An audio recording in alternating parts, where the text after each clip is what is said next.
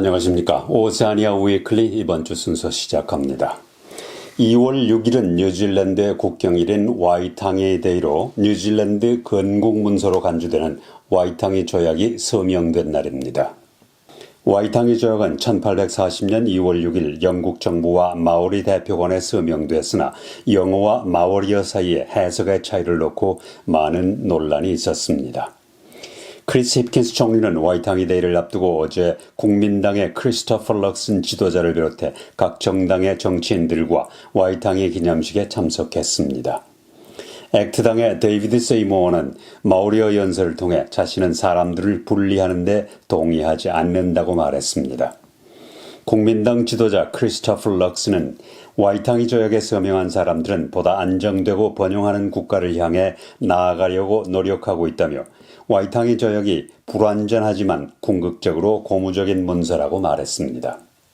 크리스 힙킨스 총리는 지난 1월 90살로 세상을 떠난 마오리어 운동가 티테파이 하라위라를 언급하면서 뉴질랜드 역사상 약속을 지키지 않은 것들이 너무 많다며 와이탕이 데이에만 직면해서는 안 된다고 말했습니다. 건물의 침수 피해를 조사하는 평가팀은 오클랜드 지역 1,489채 주택에 노란색 스티커를 부착했습니다. 이 밖에 빨간색 스티커가 부착된 주택도 263채로 나타났습니다. 빨간색 스티커는 건물이 더 이상 안전하지 않거나 심각하게 손상돼 재진입이 금지된 집을 의미합니다. 노란색 스티커는 건물 일부에 대한 출입을 제한하거나 건물의 임시 사용을 허용한다는 뜻입니다. 현재 오클랜드 주변 29군데 도로는 일부 또는 전체적으로 폐쇄된 상태입니다. 테임즈 코로만델 지역에 비상사태가 선포됐습니다. 렌 솔트 시장은 이 지역의 상황이 악화될 것으로 예상됨에 따라 비상사태를 선언한다고 말했습니다. 지난주 코로만델 반도의 25번 A 국도는 심각한 산사태로 인해 폐쇄됐고 또 다른 도로도 부분적으로 폐쇄된 곳이 있습니다.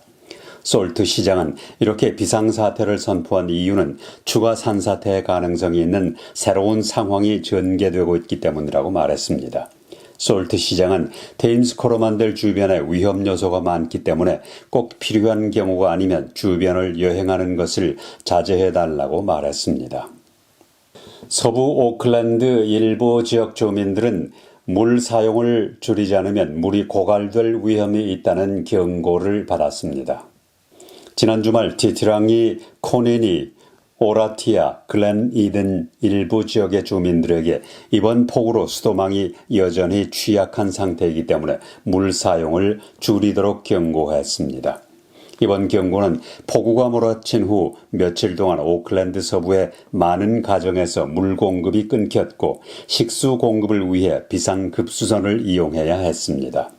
워터케어 관계자는 전례 없는 폭우로 인해 시닉 드라이브에 있는 수도 본관의 상당 부분이 손상됐고 주민들에게 물을 공급하기 위해 네트워크를 일시적으로 변경했다고 말했습니다. 샤토 tongariro 호텔이 어제 문을 닫았습니다.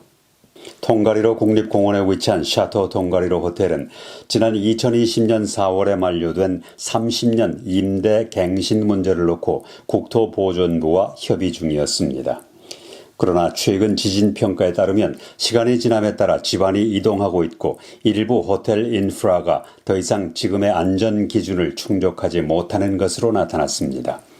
이에 따라 투숙객의 안전을 위해 호텔을 폐쇄하기로 결정했고 36명의 직원들이 일자리를 잃게 됐습니다. 국립공원 내에 웅장하게 자리 잡고 있던 샤토 tongariro 호텔은 1929년에 세워진 고급 호텔로 파카파파 스키장을 찾던 사람들과 관광객들에게 큰 인기를 끌었습니다. 세계 투명성 기구가 발표한 최근 부패 인식 지수에서 뉴질랜드는 핀란드와 함께 2위를 기록했고 덴마크는 가장 투명성이 높은 나라로 나타났습니다. 뉴질랜드는 87점으로 작년보다 1점 하락한 반면 덴마크는 90점으로 2점 향상됐습니다. 뉴질랜드가 연간 투명성 지수에서 1위를 차지하지 못한 것은 2006년 이후 세 번째입니다. 한편 한국은 63점을 기록했습니다. 전문가들에 따르면 연금이 소비자 물가지수에 맞춰 조정됐음에도 불구하고 치솟는 인플레이션을 따라잡을 수는 없을 것으로 보고 있습니다. 연간 소비자 물가지수는 작년 4분기에 7.2%로 안정세를 유지했으나 이는 중앙은행의 인플레이션 목표 범위인 1 내지 3%를 훨씬 웃도는 수치입니다. 연금 지급액은 인플레이션을 기반으로 하고 있는데 작년 4분기 소비자 물가지수를 기준으로 오는 4월 1일부터 약 7.2% 인상된 금액을 받게 됩니다. 전문가들은 안타깝게도 연금이 7% 인상되더라도 연금 수급자들은 평소 지출하는 생활비를 따라잡기에는 충분하지 않을 것이라고 설명했습니다. 호주 이민부 장관은 심각한 범죄로 유죄 판결을 받은 뉴질랜드인의 추방에 대한 입장을 완화하라고 해당 부서에 지시했습니다. 호주는 거의 10년 전에 제정된 이민법을 적용해 수백 명의 뉴질랜드인을 추방했습니다. 이 법은 1년 이상의 징역형을 선고받은 사람들을 국외로 추방할 수 있도록 허용하고 있습니다. 호주의 새로운 5달러짜리 지폐에는 찰스 3세 국왕이 등장하지 않을 것이라고 호주 중앙은행이 발표했습니다. 호주 중앙은행은 새 디자인이 호주 원주민의 문화와 역사를 존중할 것이라고 밝혔습니다. 현재 호주의 5달러짜리 지폐 디자인에는 고 엘리자베스 2세 여왕의 초상화가 그려져 있습니다. 그러나 작년 여왕이 숨진 후 호주에서는 입헌군주제에 대한 논쟁이 일고 있습니다. 한편 5달러짜리 새 지폐가 나올 때까지 현행 5달러짜리 지폐는 계속 발행되고 새 지폐가 발행된 후에도 사용할 수 있을 것으로 알려졌습니다. 뉴질랜드는 최근 코로나 감염자가 정점을 훨씬 지났고 필수 테스트 결과에서도 코로나 검출이 줄어들고 있다고 전문가들이 밝혔습니다. 오클랜드 대학의 데이비드 웰치 박사는 얼마나 많은 감염자가 발생했는지 정확히 알기는 어렵지만 모든 숫자가 3, 4주 전보다 훨씬 적다는 것을 알 수 있다고 말했습니다. 그는 또 이렇게 감염자 수가 줄어든 이유는 코로나 바이러스에 취약한 사람들이 적다는 것을 의미한다고 말했습니다.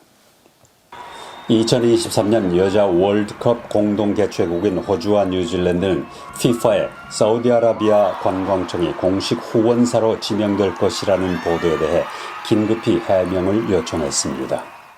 이 보도와 관련해 사우디아라비아는 인권 유린 혐의로 기소됐습니다.